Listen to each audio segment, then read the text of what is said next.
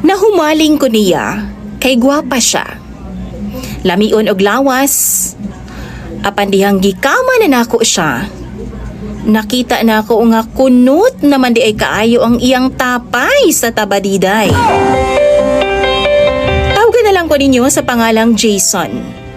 29 anyos og taga dinhi lang sa Davao City.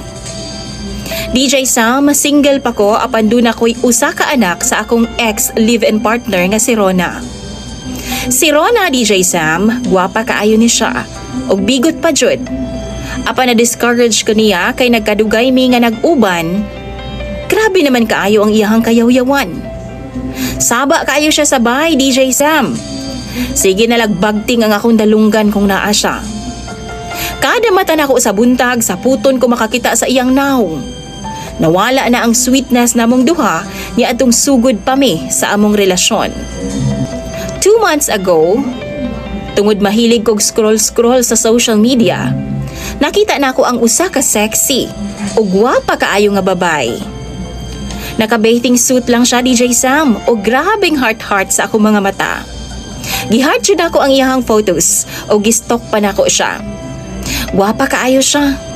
Ni PM ko niya, DJ Sam, o mi-reply po siya o naila-ila na nako siya. Itago na lang nato siya sa pangalang Isabel. Nanguyab ko niya, DJ Sam, o gisugot pod ko niya. Single pa sab siya, maong gigrab na ako ang opportunity.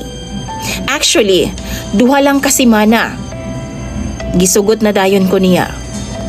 Nagsabot dayon ming duha nga magkita sa personal aron nga matambalan ang kamingaw namo sa usag-usa. Apan wa pa mahitabo ang tanan, nasakpan mi sa ako ang live-in partner nga si Rona. Nabasa niya ang mga messages namo. Gipuspos niya ang akong cellphone, DJ Sam, nga maoy hinungdan na sa dako namong away.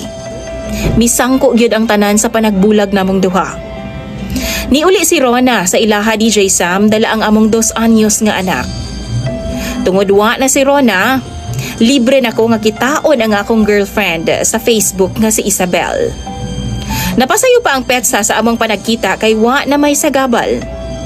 Usa ka gabi ni ana, after sa akong duty, gikita na nako si Isabel. Naghulat siya daplin sa kalsada, DJ Sam, og pagkita pa lang nako niya as in, gwapa gid siya. Slim ang lawas og puti unsab. Hamis. Maayo kayo siya muda sa iyang panamit. Matansya na ako siya nga medyo maguwang lang siya og gamay, siguro na sa mga late 30s, pero why problema na ako? Kay bisan si Rona maguwang